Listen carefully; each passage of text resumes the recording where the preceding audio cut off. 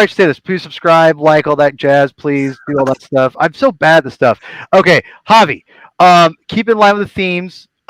Where do you think Spider? And you gave me a lot of stuff to post, but Oh my God, be, yeah. be, be, So be quick. Just be quick about it. 'Cause yeah, everyone got their first say. So just go themes and give me the issues to so go. What we're talking here.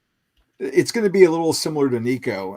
I've Okay. only known Nico since shortly after the pandemic started, and it's like I met my younger brother. Like I know.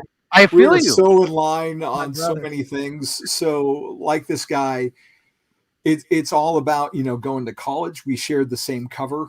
I sent the My same man. one over to Paul, That's pretty but impressive. I took a different tact, Okay. probably than everyone else on the panel, because I didn't just picture Tom Holland's Spider-Man 4, which I'm calling Spider-Man Back to Basics, because that's where he is. Oh, that's dope. He's in college now. He's doing everything on his own, just like Nico was saying. I also came up with ideas for Spider-Man 4 and the Amazing Spider-Man 3, because everyone wants to see all three of these guys come back in some way. So the thing I love about one of the things I really love about Spider-Man is I started reading them when I was like 5 years old, and starting with like the 60s comics, I saw the maturation of this character, him graduating, him going to college, him getting married.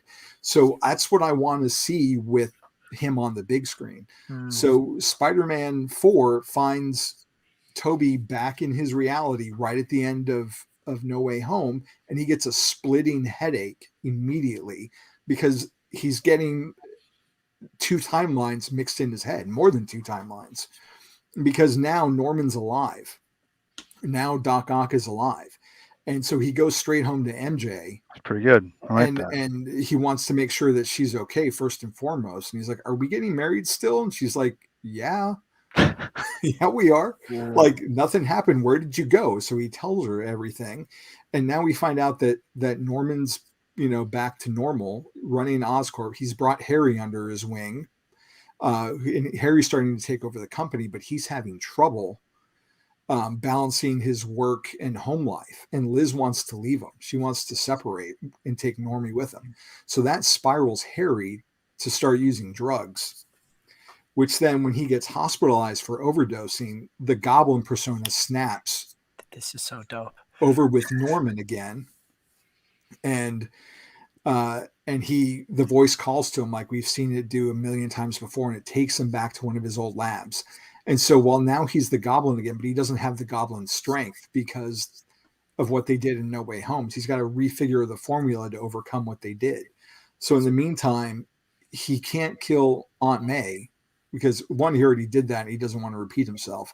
And two, she's passed away at this point in this continuity. Because I mean, Rosemary Harris, thank God she's still here, but she's 95. So we're going to let her enjoy retirement. And so he goes after Peter's personal life. Peter, who has just started working for Otto Octavius at Octavius Industries. Norman financially starts going after that company, trying to tear it down. He controls the building that Peter and MJ are living in because they're engaged, but they're not married, but they live together. He evicts them. Like we saw in the Amazing 312 or 13 when they got kicked out because of Jonathan Caesar. Smith. It's just a whole host of problems, a whole bunch of financial. We have to keep going, Javi. We got people we got to get to. So he's got to come through with that. Meanwhile, Amazing Spider-Man, Andrew's feeling better.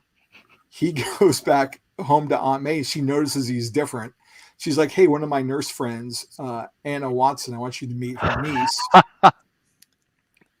We see the class. He's like, "Okay." We open the door, and there's Vanessa Hudgens as Mary Jane Watson. And the second that he meets her, he doesn't know her name is Mary Jane or that she goes by MJ. He sees her, and he's just immediately in love with her. And she says the "Face It Tiger" line that we've all wanted to see. And he hears that, he puts it together, and he knows like, oh my God, this is my MJ. This is my MJ. All right. So he's got to deal with that. But then the Rhino attacks.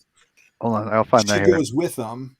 Sony, take our money and oh my God, I have it way more planned out. But they go. Don't show that card, man. After he fights the Rhino, he sees the burglar in the crowd, the one that he never caught in this universe, catches him, gets his catharsis with that. 200. I know. It's, then because he's got that going on, he's got to maybe this Mary Jane is the daughter of the burglar in this reality. Who knows? We could throw that in there. I threw that in for you, Zach, the little sensational issue. 0. Or it's like 11 or 12. It's the end of the 0. It's issue like it's either 0 or 5. I think it's revealed what it is. To tie up all the other stuff that he left behind with his parents. Somehow, with all the notes and everything, he makes the black suit, and he remembers Toby talking about the black goo, but now he's got a classic-looking black suit. Also, Flash is back from service, military service. He's lost a leg. He apologizes to Peter for all the horrible things, the way he treated him.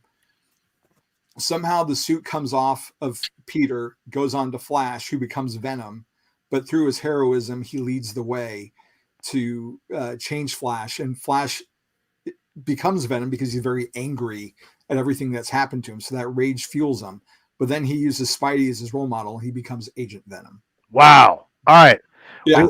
Back to basics, though. Woo! Man, you rebooted their whole franchise. That is impressive. That is incredible. Going back to school. He meets Gwen Stacy, who's Anya Taylor-Joy. My man, yes, I'm so glad you. She won't do it. She won't do it. She won't. But I don't. But, I love her. He wants to get closer to her, but he's also wary because he doesn't want to risk her life like he did MJ's. Meanwhile, Martin Lee has taken over the Feast Center and has decided to dedicate it to May Parker.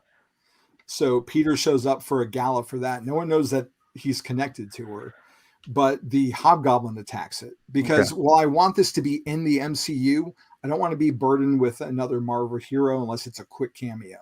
So we're tying this into the MCU because Wilson Fisk is behind the Hobgoblin's attack because he's in a gang war with Mr. Negative. Meanwhile, Black Cat, who if Euphoria girl, Sydney Sweeney, she's the Black Cat. She's trying to break into Feast to get some documents that Martin Lee has because her dad was framed and is wrongfully incarcerated. So she becomes a cat burglar to get her dad out.